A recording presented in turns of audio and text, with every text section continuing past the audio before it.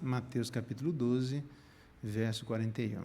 Vamos lá, ver o que a gente relembra aqui. Acho que tem coisas que são importantes serem relembradas.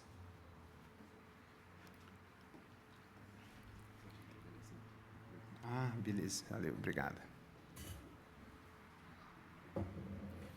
Mateus capítulo 12 é um assunto bem interessante, tá bom? A despeito de eu já ter trazido essa reflexão para os irmãos, que hoje eu vou esperar trazer de maneira resumida daquilo que eu disse, tá? Ninivitas, verso 41, 12, 41. Ninivitas se levantarão no juízo com esta geração e a condenarão, porque se arrependeram com a pregação de Jonas. E eis aqui está quem é maior do que Jonas. Vamos orar mais uma vez? Pai bendito, obrigado por ter enviado seu Filho Jesus Cristo. Ele não é só maior do que Jonas, ele é maior do que a lei, maior do que os anjos, maior do que Moisés, maior do que os sacrifícios, maior do que os profetas, maior dos sacerdotes. Ele é o Rei dos Reis, o Senhor dos Senhores, e em nome dEle, para a glória dEle, e graças ao mérito dEle, que nós nos reunimos nessa noite e nos colocamos na Tua presença. Ó Espírito Santo de Deus, que o Senhor descortine uma vez mais, por bondade Tua, um pouco mais sobre esta identidade de Jesus Cristo, onde Ele é maior que tudo. Mas hoje ouviremos que Ele é um pouco maior, bem maior do que Jonas. Dá-nos da Tua graça de entender como é que isso nos afeta e em que isso evoca de nós reações emocionais, mas certamente guiadas pelo Teu Espírito. Seja conosco e abençoa cada um aqui presente. É a nossa oração e clamor em nome de Jesus. Amém. Muito bem.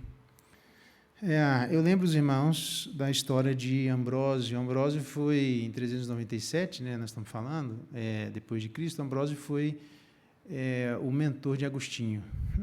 Agostinho é um dos grandes pensadores, um dos grandes pais da igreja, um dos primeiros, tá bom?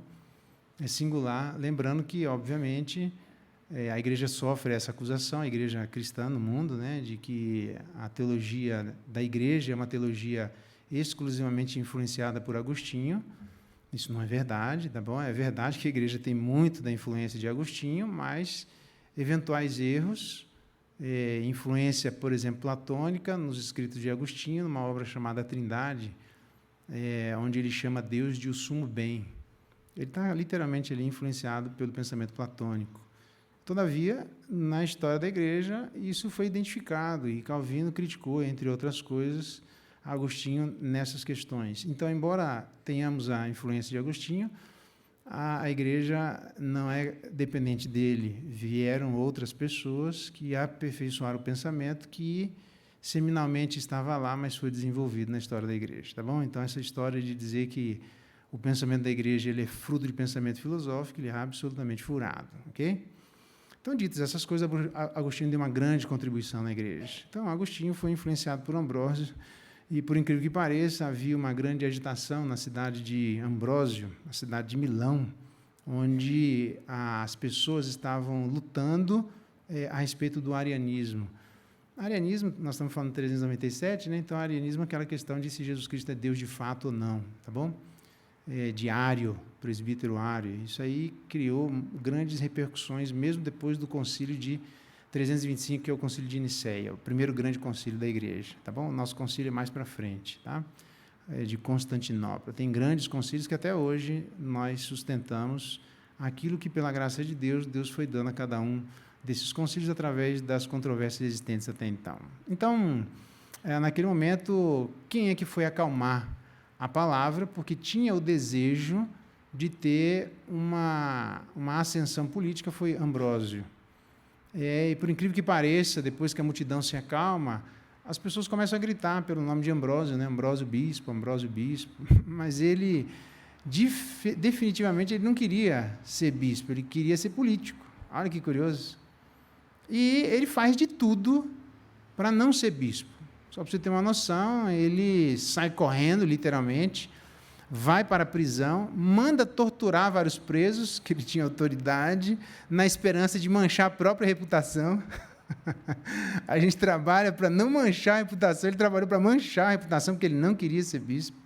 Não adiantou, ele se trancou numa casa com várias prostitutas para ver se as pessoas paravam de segui-lo. Tal era o grau de retórica existente em Agostinho.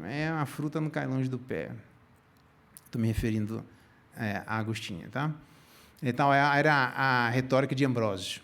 Então, ele tentou, de todas as formas, fugir e se esconder e manchar a si mesmo. Ele não conseguiu, até que, contra a sua vontade, ele cede ao desejo do povo dele ser bispo. E ele, então, se torna bispo da cidade, contra a própria vontade. Obviamente, a gente não precisa fazer muito esforço para entender a ligação existente entre Ambrósio e Jonas. Pessoas às quais foram comissionadas para determinadas atividades, só que elas mesmas, por elas mesmas, não tinham absolutamente vontade nenhuma de exercer as atividades pelas quais elas foram comissionadas, pelo menos em determinado momento, já que o livro de Jonas é a segunda palavra de Deus a Jonas. Na primeira ele quis, sem problema nenhum, mas nessa segunda aqui ele teve muita dificuldade. A gente sabe de histórias, nem vou gastar tempo nisso, mas de histórias que, depois de Jonas, né, histórias reais, que há registros aí entre os marinheiros de pessoas que foram engolidas por peixes e depois foram regurgitadas por peixes e sobreviveram, e isso ficou registrado.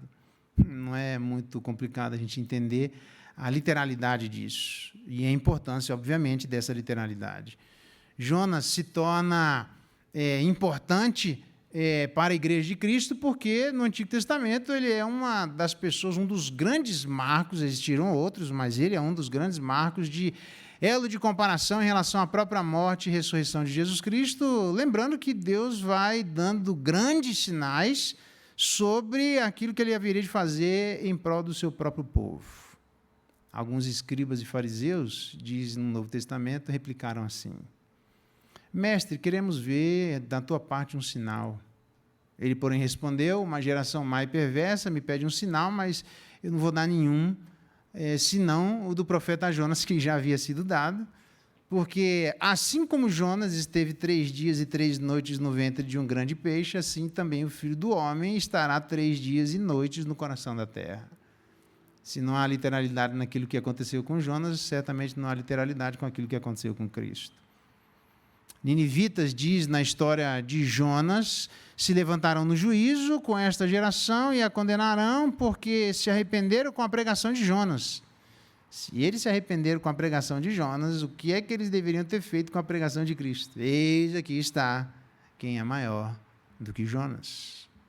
Na verdade, eles deveriam ter muito maior respeito em relação a Jesus Cristo, mas não foi o que aconteceu. Como afluíssem as multidões, então passou Jesus a dizer a respeito desses sinais dessa geração imperversa, mostrando que Jonas era esse protótipo do Antigo Testamento daquilo que ainda haveria de acontecer com Jesus Cristo, dando absolutos sinais visíveis e reais daquilo que deveria se esperar das pessoas quando acontecesse com Cristo aquilo que, de maneira literal, mas metafórica, aconteceu com Jonas. Nesse sentido, aquele quem é maior do que Jonas, há várias coisas que nós podemos aprender a esse respeito. A primeira delas, lembrando bem, é que Deus usa e ama as perguntas. Olha que curioso.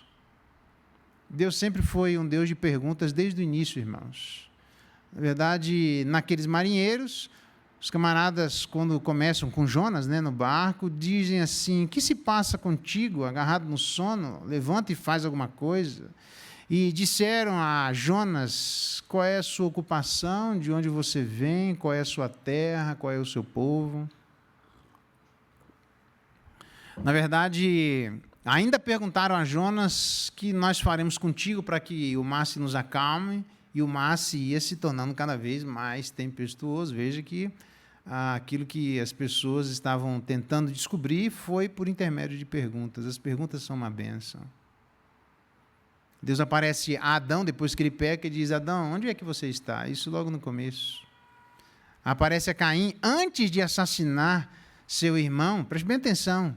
Existem perguntas que são perguntas preventivas, eu diria. Por que você anda irado? Teu semblante descaiu. quase como a gente vê no Novo Testamento, no Antigo Testamento, de pessoas das quais o rosto já não era mais favorável, havia mudado o seu semblante. Pessoas que demonstram aquilo que passa, nós estudamos hoje sobre as emoções, pelo menos um pouquinho, né? De maneira introdutória, aquilo que se passa no coração se faz perceber através de mudanças no semblante. E antes de Caim, se tivesse ouvido a pergunta de Deus, ele certamente não teria feito o que ele fez em relação ao seu irmão. Mas depois, ele ainda pergunta, cadê Abel, seu irmão? E, na verdade, Caim, de maneira absolutamente desrespeitosa, grosseira, para dizer pouco, né? Aquilo que ele responde para Deus. Quando Agar deixa seu filho, aquela que deixa seu filho para morrer, o anjo aparece e diz de onde vem, para onde vai. Ela só queria um copo de água, mas o anjo está sempre enchendo de perguntas. Deus aparece a um cego e diz assim, o que queres que eu te faça? Por que Deus está perguntando isso? Porque Deus ama perguntas. Na verdade, quando elas são feitas respeitosamente, no tom correto, a gente não deve estranhar, embora sempre na história da igreja as pessoas estranharam, achando que quem está perguntando estaria eventualmente ultrapassando seus limites, não deveria, quem te deu autoridade para perguntar, é só responder. Né? Não assim, entendeu? Mas é só responder a pergunta, achando que é inconveniente, mal educado. Normalmente, o que aconteceu aqui, nem vou dizer, né? Existe aqui uma demonstração clara de que nós não somos imperguntáveis, inquestionáveis, nos colocando num lugar de a absoluta colocação de sermos ilesos, imunes, e que as pessoas não tenham nenhum direito de perguntar absolutamente nada para nós. Jonas estava totalmente estagnado, dormindo profundamente. É absolutamente inacreditável Jonas dormir numa... se me permitem, eu não acho que é um palavrão, né? Numa desgraça como aquela, numa falta de graça. Aquilo ali está um negócio, o navio vai sossobrar e Jonas dorme.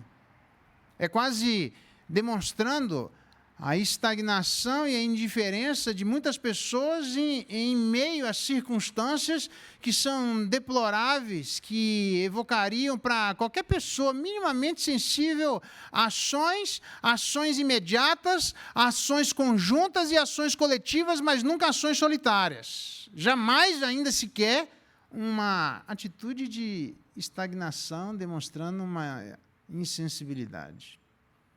Na verdade, Jesus também dormiu, mas Jesus dormiu de maneira muito diferente da de Jonas. Nós estamos lá em Mateus capítulo 12, e até Mateus capítulo 12, meu amigo, acontece muita coisa em relação à história de Jesus Cristo. Jesus já havia, por exemplo, demonstrado coisas, as quais foram provocadas diretamente pelas suas ações, e outras provocadas não pelas suas ações diretamente, mas que dizia diretamente a sua identidade. Você vai se lembrar da quantidade de pessoas que ficaram inquietas em relação ao nascimento de um novo rei e perguntavam os magos a Herodes, onde é que está o recém-nascido rei dos judeus? Perguntando para o rei, onde é que está o outro rei? Imagina, né? Diz, vimos a sua estrela no Oriente, viemos para adorá-lo. Por incrível que pareça, tendo ouvido isso, alarmou-se não só o rei Herodes, como ele, toda Jerusalém. Foi uma inquietação generalizada. As pessoas... Jesus não veio num absoluto silêncio. Ele nasceu em silêncio, mas as coisas não aconteceram silenciosamente, nem poderia acontecer dessa maneira na vida de Jesus Cristo. Na verdade, pior do que o nascimento, aliás, menos pior, porque pior foi o nascimento de Jesus Cristo, foi o nascimento de Moisés. A diferença entre o nascimento de Jesus Cristo e o nascimento de Moisés, ele manda matar porque eram mais férteis as mulheres hebreias no Antigo Testamento, e eles tinham menos quantidade de pessoas para escravizá-los. Então vamos fazer o seguinte, vamos matar esse povo aí porque não está dando. Em vez de abortar, nasce e joga para o jacaré, crocodilo, faz alguma coisa. A diferença é que com Jesus Cristo também foi assim, mas foi pior porque foi até 2 anos. Mas pior ainda porque na época de Moisés diz o texto que as mulheres, as parteiras, entre elas Sifra e Puá, não obedeceram à voz que havia sido mandado por Faraó e deixaram as crianças nascerem. Muitas nasceram sem morrer. E você acha mesmo que os soldados não obedeceram à voz de Herodes? Meu amigo, não obedece não, para ver o que ia acontecer. Um dedurava o outro, certamente seria punido com a própria morte. Então, o nascimento de Jesus Cristo foi muito pior em relação ao nascimento de Moisés, um novo Redentor. Mas o nascimento de Jesus Cristo, então, foi alardeado. Foi um nascimento quieto. Nós estamos no início da vida de Jesus Cristo. Para somar isso, Jesus, quando ele inicia seu ministério, literalmente curando toda a sorte de pessoas e enfermidades do povo, diz o texto que ele ensinava, pregava e literalmente terapeutizava as pessoas, porque a expressão para curar é de onde vem a expressão terapia no Novo Testamento. Jesus é o grande terapeuta que tem no Novo Testamento. Imagina as multidões vendo e ouvindo o ensino absolutamente diferente, estão embasbacados com o ensino de Jesus Cristo, quando Jesus, por exemplo, acabou de proferir as suas palavras no final do Sermão do Monte, que deveria ser ensino do monte, porque ele, na verdade, estava ensinando, não estava pregando, e estavam as multidões maravilhadas da sua doutrina, porque eles ensinavam como quem tinha autoridade, não como os escribas, porque era coerente, porque a sua palavra, sua vida ornava com a sua palavra. Como diz Paulo no Novo Testamento, a doutrina deve ser ornamentada. Em Cristo ela era perfeitamente ornamentada. O texto, na verdade, no grego, diz que elas estavam como que desmaiadas. O nascimento foi chocante. As curas foram chocantes. Os ensinos, quem é que tenha a condição de viver com pessoas, aconselhando pessoas que estão quebradas e machucadas e saem restabelecidas e restauradas, gratas por aquilo que Deus levantou através dessas pessoas, sabem como isso é bom, como isso traz refrigério, como traz tranquilidade. E muitas pessoas experimentaram, pela bênção de Deus, o refrigério do ministério ativo de Jesus Cristo. Some-se a isso, diz o texto que ele expulsava demônios, e muitos demônios. Eu não sei quantos demônios, mas o texto, antes de Mateus capítulo 12, diz que muitos demônios. Só para você ter uma noção, logo no início, qual é teu nome? Legião, porque somos muitos. E eu te pergunto, quanto que é uma legião? A resposta é, uma legião de soldados são aproximadamente 6.000 soldados. Tem uma razão para isso, né? Não dá tempo de explicar agora ali, mas é só para demonstrar que nem o exército todo reunido dos malignos lá conseguia impedir que o novo general executasse a sua ordem. O novo general nasceu e nasceu com autoridade, como diz o outro.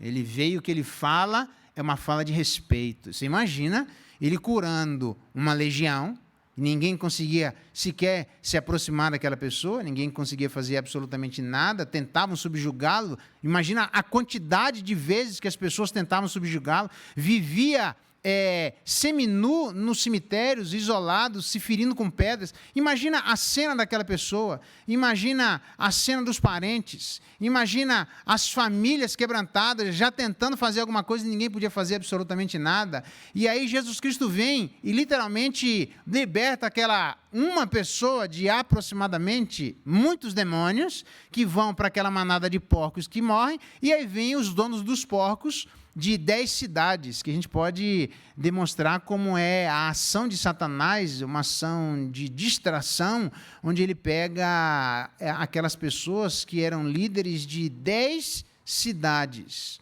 que dão mais importância a porco do que a gente. Porco tem valor, né? A pururuquinha, legal, não, beleza, tá tudo certo, porco tem valor, né?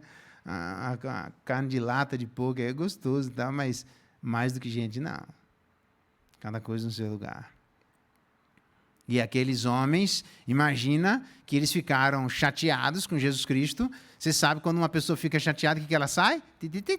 Sai falando. E aí falaram de Jesus Cristo. Só aquele camarada ali, que eram os donos dos porcos, saíram falando de o que aconteceu, que vocês estão chateados. Ah, Jesus curou um cara, mas é por isso que vocês estão chateados? É, mas eu pedi dinheiro.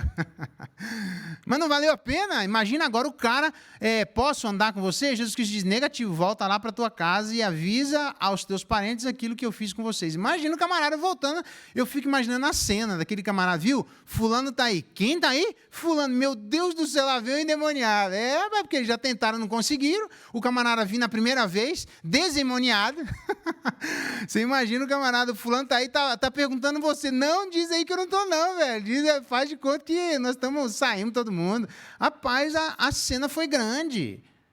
O burburinho foi grande, desde o nascimento de Jesus Cristo, o início do seu ministério, a maneira como ele abençoava as pessoas, como ele tirava os demônios de muita gente, curando doenças de muita gente, curando enfermos de muitas pessoas, expulsando demônios de muitas pessoas. Se um só foi de uma legião, eu não sei. O texto diz que é Mateus capítulo 8, de muita gente, eu não sei se é 10, 20, 30, 45, 50, muita gente, um só já é muito.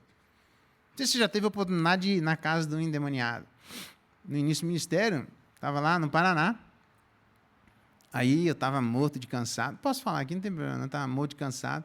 Aí não tem problema, né? Aí fui no psiquiatra. Eu falei, bicho, dá um remédio, estou morto, não aguento, velho, preciso dormir. Aí ele me deu um negócio aí, dormir. Eu falei, beleza, vou dormir, fazia tempo que eu não dormia tanto. Aí na noite que eu tomei o remédio para dormir, aí bateram na porta, pastor, eu tenho um endemoniado. E a minha mulher me chamando, Geraldo, vai lá que tem um endemoniado, larga o endemoniado para lá, deixa eu dormir. Vai lá, vai, o endemoniado está lá, não é possível, velho, que eu vou ter que sair da primeira noite, velho, estou querendo dormir, descansar, sair do seminário, já dou de cara com o trem. Aí vou lá, saí com muito esforço, né, de Lençóis, uma cidade muito boa. Aí, quando eu cheguei lá, o demônio já tinha ido embora. Eu falei, tá vendo, velho? Me tirou só da cama, deixa eu voltar. Ainda bem que ele não estava lá. Endemoniado não é coisa boa, não. A cena não é boa. A cena que nós temos lá do endemoniado gadareno é de ele se autodestruindo, vivendo isolado, perdendo o pudor, vivendo seminu, sem contato com as pessoas. É absolutamente deprimente. Satanás faz isso. Isola, deprime, tira o senso de responsabilidade, tira o senso de coletividade e tira o pudor e o respeito por ela e pelas outras pessoas. Então, era assim que estava acontecendo, e Deus aparece, e aparece perguntando, porque entre as coisas que a gente aprende no livro de Jonas é que Deus ama as perguntas. Gentilmente, eu podia perguntar para Jonas, estagnado dormindo, estagnado sem orar, inerte em relação ao problema que acontecia com os marinheiros, inerte em relação à tentativa dos marinheiros de fazer com que o mar se acalme, porque tem gente que percebe a dificuldade e percebe a ação diante da dificuldade e tem a inércia em relação à dificuldade e a inércia em relação às pessoas que estão tentando fazer algo em relação à dificuldade. Jonas estava numa situação deplorável. É por isso que Deus se utiliza de perguntas para poder tirar a gente dessa estagnação, tirar a gente dessa indiferença, tirar a gente dessa inércia, tirar a gente dessa insensibilidade coletiva, tirar a gente dessa cegueira em relação ao que acontece conosco mesmo. Então, um monte de perguntas são feitas a Jonas. Você não se engane. Para andar diante de Deus, Deus vai nos encher de perguntas. Eu posso perguntar aqui de maneira coletiva, né? O que você está fazendo aqui na igreja? De boa, para pensar. Qual é o seu comprometimento coletivo? O que você pensa e faz em relação aos seus irmãos? Quando você vê que existe uma dificuldade pessoal, qual é a sua ação? Porque a sensação que dá é que tem gente que está dormindo e o barco torando e o camarada parece que balançando para dormir. Como é que a pessoa vai sair disso? Via de regra, irmãos, com perguntas. Até aparece a vida de Elias lá, conversa com Elias. Elias, toma aqui um pouquinho de comida, vai lá. Ele anda mais um pouquinho, mas depois ele diz, saia, porque nós vamos conversar. Aí ele diz assim, o que aconteceu? E Elias descarrega diante de Deus, e Deus diz, não é exatamente bem assim do jeito que você está falando, mas como é que Deus tira Elias daquela situação? Perguntando. Não dá. Tem horas que a gente vai andar lado a lado sem perguntar nada. Tem horas que não é para perguntar nada. Tem horas que é para caminhar, abraçar, pegar no rodo, no machado, na lenha, no bolso, chorar junto, se alegrar junto. Mas vai haver algum momento da nossa história cristã, não tem como, irmãos, que Deus vai levantar pessoas para perguntar coisas até nós. Então, acalma o coração desde já e deixa Deus se aproximar de você através de pessoas que vão lhe perguntar. Segunda coisa, Deus age de maneiras inesperadas. A gente sabe disso, mas é bom registrar. Por incrível que pareça, já que a gente está falando de perguntas, né? Literalmente, Jonas morava numa cidade chamada Gat-Hefer, da tribo de Zebulon. Tá, não fez o menor sentido para nós, beleza. Mas era mais ou menos assim, 7 quilômetros de Nazaré. Pensa uma cidadezinha pequenininha. Eu me lembro quando a gente mudou para uma cidadezinha pequena, tipo, sei lá, 12 mil habitantes é pequeno, né? Então, uma cidadezinha pequenininha, 12 mil habitantes. Aí o pessoal da cidadezinha de 12 mil habitantes diz assim, onde você vai nesse feriado? Eu vou no interior. E você mora onde? Na capital? Eu achava tão engraçado a pessoa falar assim, eu vou no interior. Eu falei, você mora onde, irmão? Você mora numa cidade pequena. Então, com quem é que Jonas foi conversar? Ele foi conversar com nada mais, nada menos, o Império da Síria, que era o maior império que existia no momento. Ele foi conversar com pessoas onde a situação espiritual de Jonas e do povo de Israel não era das melhores. Para piorar, não só a situação do povo, a situação do profeta, o tamanho da cidade, tudo isso demonstra que ali era o único lugar inelegível. As pessoas não estavam em condições, porque nós esperamos que o maior ensine o menor, que o melhor ensine o pior. Não é assim? Assim que a gente faz com os filhos, né? O melhor ensina o pior, o maior o menor, e assim sucessivamente. Um cego guiando outro cego, vai todo mundo para o buraco. Agora Deus pega aqui o contrário. O menor para falar com o maior.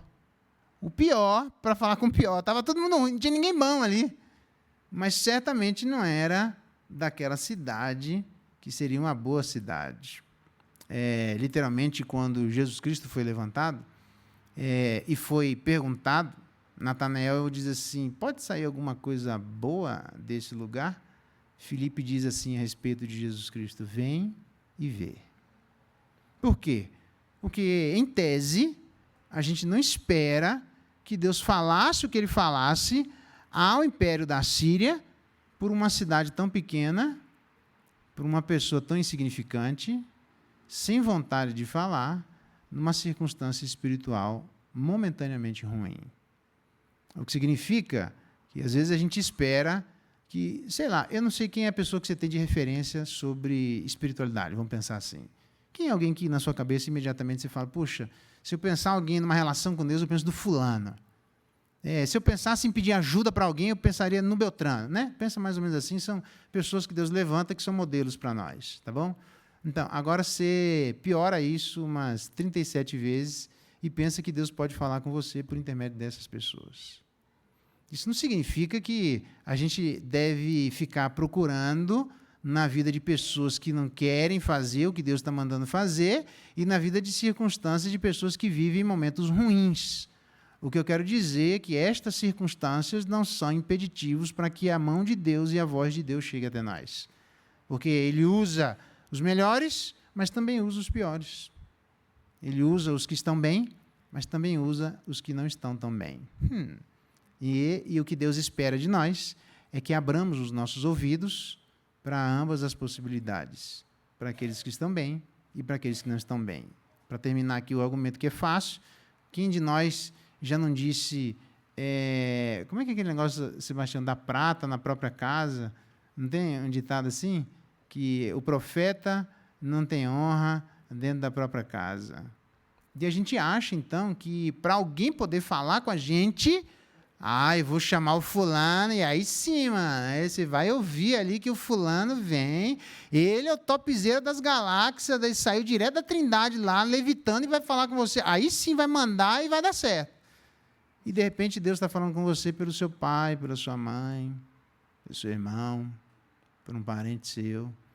E você está ignorando a voz de Deus, que no último dia, Deus vai dizer, mas eu mandei alguém que recebeu da minha parte o ministério da reconciliação. Você deveria ter ouvido a minha voz através dessas pessoas. Muitos dos nossos problemas, exatamente Zacarias fala que o povo se ensurdeceu em seus ouvidos, é por não ouvirmos a voz de Deus por elementos esperados e por elementos inesperados. Então, Deus pede para que cada um de nós, à luz do livro de Jonas, abramos os ouvidos, porque Deus ama perguntas, mas Ele cuida para que algumas delas sejam feitas de onde a gente menos espera.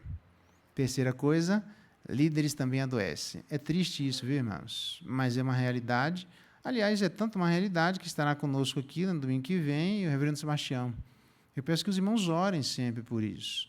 Orem pela vida do reverendo Sebastião, orem pelo momento em que ele passa juntamente com o conselho, trimestralmente, para nós pensarmos e repensarmos a nossa própria vida, o nosso próprio coração. Por quê? Jonas, na primeira vez, ministrou maravilhosamente bem. Na segunda vez, pessimamente mal. Jonas chegou ao momento que nós não somos incólumes, nós não passamos simplesmente inerte e hermeticamente fechados espiritualmente em relação aos questionamentos que todo mundo passa. Aliás, diz o Novo Testamento que Elias era homem sujeito às mesmas circunstâncias e sentimentos que nós.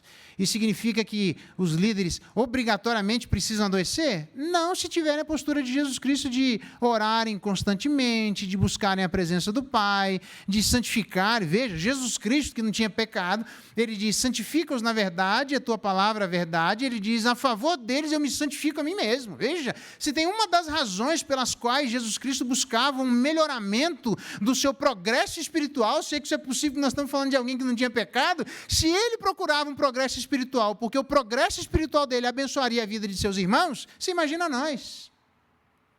Como pais, como filhos. Eu não preciso obrigatoriamente esperar que determinadas circunstâncias me empurrem para uma motivação maior, para buscar. Por que eu vou crescer? Por que eu vou ler? Por que eu vou orar mais? Porque eu vou abençoar meu irmão. Por que eu vou me santificar mais? Porque eu vou abençoar minha casa. Tudo bem, às vezes nós esperaríamos que os filhos fossem abençoados pelos pais, mas às vezes Deus faz com que os pais sejam abençoados pelos filhos. Às vezes a roda é diferente. Os mais velhos abençoassem os mais novos e às vezes os mais novos abençoam os mais velhos. Às vezes a gente espera assim, mas eu estou esperando porque o certo é, eu sei disso, irmãos. Eu sei que existe uma ordem que a gente sofre quando existe uma desordem na ordem das coisas que Deus fez. Pai e mãe abençoando os filhos, o marido abençoando a esposa, o pai derramando graça sobre a sua casa. Mas, às vezes, a gente sabe, a vida real, nem sempre nós temos os pais que buscam assim, nem sempre a nossa mãe foi uma bênção na nossa vida, nem sempre o nosso pai foi o líder da casa, nem sempre os nossos pais intercederam pelos filhos. Na verdade, parece que eu sou mais crente que meus pais. Que bom! Que bom que você é mais crente que seus pais, que é mais crente que seu marido. Meu marido que é o cabeça da casa. Você ora? Eu falei, não, porque eu estou esperando ele pedir para orar. Se ele pedir para orar, você não vai orar? Eu falei, eu não, porque ele é que é o cabeça da casa. Não, para cima de Moab, faz isso não. Busca a Deus. Eu sei que, mas o ideal é... Eu sei que o ideal é, mas nem sempre a vida é de ideal, irmãos. Nossa vida são de realidades. E as realidades esfregam na nossa cara determinadas circunstâncias, como a de Jonas. Um filho de profeta, um homem que aprendeu dentro de casa, um homem que sabe que é a responsabilidade de pregar a palavra. É o primeiro, só para você ter uma noção, o primeiro pregador aos gentios que existe no Antigo Testamento inteiro é o livro de Jonas. É a vida do profeta Jonas. Esse livro aqui é o momento, porque a primeira profecia de Jonas foi para o povo de Israel, essa profecia foi para fora do povo de Israel. É o primeiro movimento evangelístico, literalmente, que nós temos registrado no Antigo Testamento, demonstrando que era isso que Deus queria, o Evangelho para todas as nações. Isso, a responsabilidade, o peso era gigante sobre Amitai e sobre Jonas. Eu sei, mas chegou o ponto que Jonas não quero. Magoei. Estou bravo. E agora faz o quê? E agora, irmãos? E agora a gente vai ter que lidar com o vaso quebrado. Na igreja nós temos vasos quebrados. Às vezes, os vasos da liderança quebrados, às vezes os vasos pastorais quebrados. Não estão, não, tá bom? Está quebrado de outro jeito, assim, mas não assim, entendeu? Mas isso não significa que não possa estar. Os diáconos quebrados, os professores de escola dominical, mas o cara me ensinou a Bíblia. Mas eu ia na igreja lá, ele era o fulano que eu tinha como referência, e agora está lá, moído, quebrado, machucado. A vida é assim. E o que nós fazemos? Por incrível que pareça, em outros momentos, talvez a gente pudesse usar, você não quer, tem quem queira. Não é assim que a gente faz assim? Então, vá embora. E Deus não fez isso com Jonas, não. Você não quer? Mas eu estou mandando, você vai querer. Ou você morre. Não, eu vou. Vai, eu estou mandando você falar, fala de qualquer jeito, eu vou usar. E é razoável tua ira? Até a morte. Mas eu vou fazer. Eu falei que Deus era misericordioso, eu não queria que a bênção de Deus acontecesse. Irmãos, tem coisas, não é a maioria das coisas. As coisas não acontecem debaixo da nossa vontade. Quanto mais rápido a gente entender isso. Fora o meu casamento com a Luzinete, e o dia que eu vi a foto da Luzinete, eu falei, essa é minha namorada. Aí alguém me disse assim, não, mas ela está namorando. Eu não fiz nada, tá, gente? Eu só orei a Deus. Falei, Deus, essa é minha namorada. Só fiz isso. Mas eu descobri depois que o cara nem queria nada. Falei, então vaza fora e dá licença. Que não quer, tem quem queira. Beleza? E aí, nós uma impossibilidade. O resto... Tudo que nós planejamos fazer deu errado. Eu não imaginava estudar em São Paulo capital, eu imaginava estudar em Campinas. Eu nem sabia que existia o seminário de São Paulo. Para mim, como não fui criado na igreja presbiteriana, eu achei que só existia o seminário de Campinas. Existia 6 seminários, 5 na época, eu nem tinha noção disso. Fui para lá sem fazer o vestibular, fiz depois. Pense na situação. Tudo que eu pensei, fiz todos os estudos possíveis, eu era capelão lá, trabalhava com a helenivação, ninguém nem pediu nada no seminário, nem fazia parte de matéria, eu ia uma vez por semana no Emílio Ribas, hospital de doenças infecto-contagiosas, que as pessoas passam na rua e viram o rosto para não pegar contágio, porque só tem gente estrupiada lá. Eu ia lá uma vez por semana, chegava em casa e nem almoçava. Até a roupa tirava, eu tinha que demorar uns 2 dias para me voltar no lugar. Por quê? Eu volto para Maringá, minha cidade, que nunca nem consegui voltar. Fiz de tudo para voltar para Maringá. Parece que o Espírito Santo mandou mais um monte de gente lá. Aqui você não entra, você vai para qualquer outro lugar. Nunca na minha vida pensei em vir para Brasília. Talvez, não vou fazer essa piadinha, não. Nunca imaginei que viesse para Brasília e vim para Brasília sem conhecer ninguém. Olha o quanto de gente que eu conheço. Olha que família abençoada, que Deus está dando graça. Então, tudo que eu não imaginei acontecer, aconteceu. Porque Deus faz assim. Ele não segue os nossos planos. A gente até faz e tem a responsabilidade de fazê-los. Mas a resposta certa vem dos lábios do Senhor. E a hora que Deus mandar, a gente tem que recuar e dizer, se Deus está fazendo, é por ali que a gente vai. Então, às vezes tem gente quebrada, lide com gente quebrada. Eu tenho certeza que talvez todos nós, se fizéssemos uma lista de membros da igreja, a nossa lista dificilmente seriam as mesmas. A gente faria uma lista diferente, de lideranças diferentes, de pessoas diferentes. E a gente, como Philip Yancey diz, no livro dele, Igreja, Por Que Me Importar? Redescobrindo o Prazer de Viver em Comunidade. Fantástico o livro. Ele diz assim, não sei o que esses caras estão fazendo aqui, o que eu estou fazendo aqui com essa pessoa.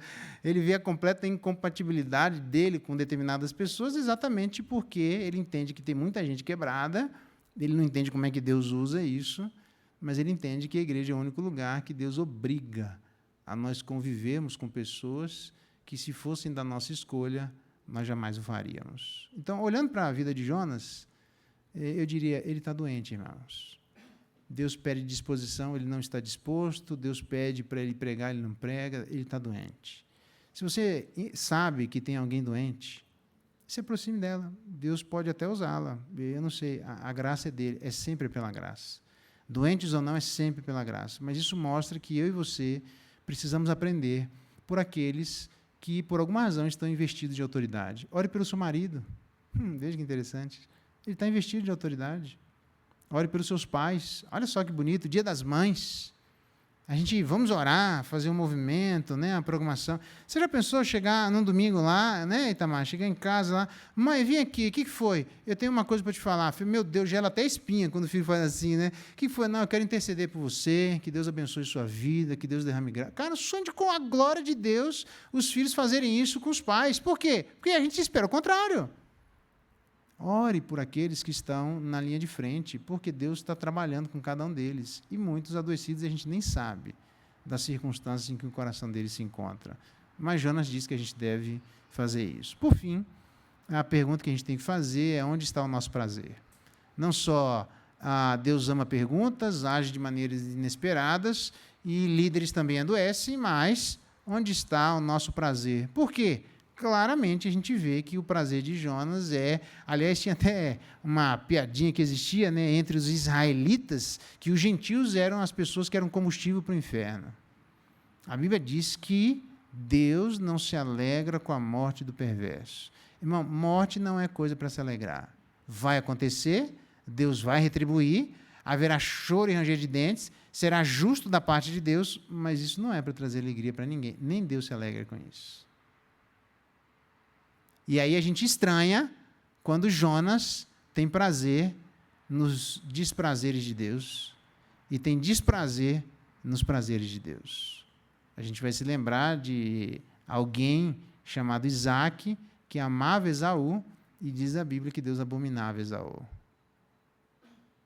Deus amava Jacó, e a Bíblia não diz que Isaac amava Jacó. Isso mostra que existe um adoecimento quando a gente tem prazer naquilo que Deus não tem prazer. E a gente não tem desprazer naquilo que Deus tem desprazer. E Jonas claramente é uma demonstração disso. O próprio Jesus Cristo diz que a gente não deve amar os nossos iguais. Amai os vossos inimigos e orai pelos que vos perseguem. Então veja, se na nossa relação, que não somos inimigos, houver obstáculos por quebraduras e ranhuras, o que a gente deve fazer? Orar uns pelos outros. É interessante. Se em relação ao inimigo a gente deve orar uns pelos outros, em relação aos nossos irmãos, que às vezes há ranhuras, a gente deve orar. Eles não são nossos inimigos. A gente não pode agir como os ímpios agem, amando os seus iguais. E amar os nossos irmãos é amar os nossos iguais. Tem gente que tem dificuldade de amar o igual, que no momento está diferente, né? Está diferente, mas é igual, porque é irmão em sangue de Jesus Cristo, nós vamos participar da mesma mesa. Já vi gente que senta na mesma mesa, na mesa do Senhor, e não se fala. Família, não é o caso aqui, tá? Quando eu estava em Marte, indo para Plutão, tinha gente lá. Não se fala, gente na mesma igreja que não se falava há anos. Participava da mesma. Nós não aceitamos isso com os nossos filhos. Senta aí. Aí vem dois bicudos lá. O que é que está bicudo aí? Fulano, o que é o... Não, senhor, pode parar. Ninguém vai comer aqui, vamos resolver esse negócio. Não quer, desmancha a cara. Como é que desmancha? Faz assim. E nem que você não queira, vai que você vai se acostumando a isso, vai voltando. Mas dentro da mesma mesa não pode ter pessoas não reconciliadas. Nós vamos participar dessa mesa, preste bem atenção. Não pode ter entre nós pessoas irreconciliadas. A gente pode ter distâncias. Isso acontece, irmãos, está tudo bem. Às vezes a gente se afasta, se aproxima, tudo bem, mas não irreconciliáveis. Nós não somos inimigos. Eu digo para vocês, isso eu digo em todas as igrejas, tá bom, gente? Em Plutão, quando eu costumava falar isso, os plutanenses lá, eles ficavam me olhando, assim. Quando eu fazia a profissão de fé, que tem igreja lá, né? Eu fazia a profissão de fé lá. Lembra que eu falava? Vocês prometem que, no depender de vocês, vão orar pelos seus irmãos e com os seus irmãos. Lembra que Isaac e Rebeca. A Rebeca foi o consolo da morte de Sara para Isaac. Mas no final da vida, eles não estavam se falando. Tem casamentos assim. Começam meu melzinho, meu docinho de coco, meu chocolate com pimenta, meu abacaxi com morango, tarará. Depois chega a minha só pimenta. Depois a pimenta tardia demais. Depois começa a não se falar. E sabe o que acontece? Muitos casamentos que não se conversam. Todos nós podemos, à luz das nossas atividades, fingir que estamos perto uns dos outros, quando, na verdade, o nosso coração está longe uns dos outros. Então, eu queria desafiar você, ore pelo seu irmão, mas ore com o seu irmão. A Luzinete, acho que foi a Luzinete que falou, uma briga lá, sabe a criança que usa a mesma camiseta quando está brigado? Isso, vou fazer vocês usar a mesma camiseta e ir para a igreja com a mesma camiseta. Eu perguntei assim, vale para os adultos? Eu queria ver um monte de adulto com a mesma camiseta. Vamos cultuar Deus junto aí. Aí vai para lá e aí você vai ter que cultuar. Porque é assim que acontece, nós estamos indo para o mesmo lugar. Deus, na graça de Jesus Cristo, no sangue dele, vamos participar da mesa dele. E seria muito estranho que o Pai visse que entre aqueles que participam houvessem pessoas irreconciliadas. Então, hoje eu vou fazer um pouquinho diferente, pedindo a permissão do conselho. Podem estar o conselho aqui comigo, não tem problema, mas eu queria que você, na hora da ceia, saísse do seu lugar, você que vai participar, e pegasse da mesa com essa consciência. Você está indo na mesa do Pai. Não tenha irreconciliações com seus irmãos, porque Deus não quer isso. E se tiver, ore por ele e peça a Deus para orar com ele. Eu termino dizendo que uma determinada guria, nas minhas andanças por aí, Saturno, eu acho, eu lembro que ela tinha um grande coral lá em Saturno e tal, mais ou menos 70 pessoas. Aí alguém veio conversar comigo. Pastor, vamos conversar? Eu falei, vamos. Eu falei, o que aconteceu? Ele falou, fulano, Beltrano, uma lista lá de um monte de coisa errada que o fulano fez. Então tá, vamos orar pelo fulano? Quem é o fulano?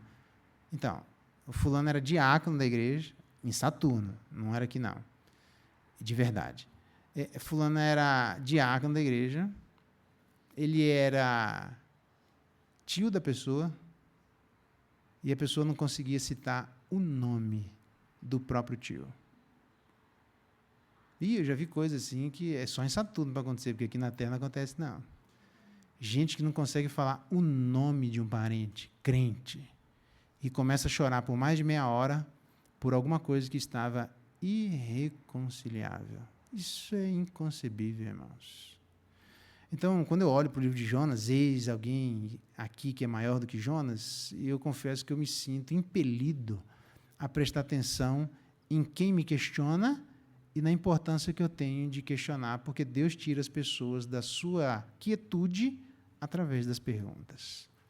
Mas também eu me sinto impelido a perceber como é que Deus usa instrumentos que nem sempre são os melhores, nem sempre são os nota 10, nem sempre são os primeiros da classe, nem sempre são as primeiras linhas, nem sempre é gente de primeira estirpe, se é que existe isso, né? Se pudesse, a galera fala assim, né? Não, Deus usa gente quebrada, viu, irmãos? Usou Jonas. Estava quebrado, estava errado, trabalhou, sei lá como é que terminou o livro de Jonas, que a Bíblia não diz, né? Como é que terminou o coração de Jonas, mas isso é inesperado. Tem algumas coisas que às vezes acontecem que eu falo, caraca, velho, eu esperava isso, mas isso aqui não. Isso, Deus usa isso, faz parte. Líderes também adoecem. Orem pelos seus líderes, eclesiásticos ou não, tá bom? Orem pelo pastor, ore pelo conselho, ore pelos diáconos, mas ore pelo seu pai, ore pelo seu irmão mais velho, ore pela sua família, ore pela relação entre famílias de sangue e de sangue de Cristo, para que não haja entre nós irreconciliações. E, por fim, onde está o nosso prazer? O de Jonas estava num lugar completamente equivocado. É interessante que o salmista diz que eu não tenho nenhum outro prazer a não ser na tua presença e na tua casa. A gente percebe uma pessoa saudável, porque tem uma coisa que o ímpio pode ter mais do que nós, a capacidade de aprender da palavra e falar de coisas maravilhosas. Mas tem uma coisa que ele não pode ter, prazer na presença e na palavra de Deus. Só crente tem prazer nisso. Deus ama perguntas, age de maneiras inesperadas, líderes também adoecem, onde está o nosso prazer? É isso que eu falei mais coisas, mas esse é o resumo da ópera. Vamos orar, pedir que Deus nos abençoe, queria chamar o conselho aqui à frente, me ajudar, para estar aqui apenas para uma demonstração de que nós, como líderes, e como uma grande família de Deus, você vai pegar e vai para o seu lugar, segurar. Nós estamos aqui como pessoas que podem ter ranhuras, mas jamais irreconciliações. E eu queria que você pensasse nisso. A ceia é algo tão importante que a gente precisa pensar nisso. Seja lá o que Deus levantou no seu coração, eu queria pedir para que você colocasse diante de Deus, tá bom? ore, peça a Deus, presbítero Rômulo, pode orar por nós, consagrando os elementos da ceia, pedindo a graça e a bondade de Deus sobre todos nós, para que a gente aprenda naquele que é maior do que Jonas, que ama perguntas, age inesperadamente, líderes quebrados, e onde está o nosso prazer? Vamos orar? Senhor Deus, nós te agradecemos pelo privilégio de estarmos aqui na Tua casa, Deus, de ouvirmos a Tua palavra. Pedimos misericórdia, Deus, sobre as nossas vidas, sobre a vida de cada um dos irmãos que está aqui nessa noite, sobre a vida da liderança da igreja. Nos ajuda, Deus, nas nossas dificuldades. Sabemos, Deus, que nós não somos imunes, Pai, a nada. Nós estamos sujeitos às paixões, estamos sujeitos a coisas que nos afastam do Senhor, mas pedimos a Tua misericórdia, Deus, assim como o Senhor fez com Jonas, mesmo em rebeldia, mesmo com o pensamento longe do Senhor, o Senhor buscou Jonas com graça e misericórdia, porque o Senhor tinha um propósito na vida dele. É verdade, Deus. Nos abençoa, nos ajuda, Deus, na nossa caminhada. Consagra, Deus, o Senhor mesmo esses elementos aqui, do pão e do vinho, que eles sejam para nós um canal, Deus, de reflexão e um momento de comunhão também entre teu povo. Ser conosco nessa noite é a nossa oração. Em nome de Jesus, amém. Amém.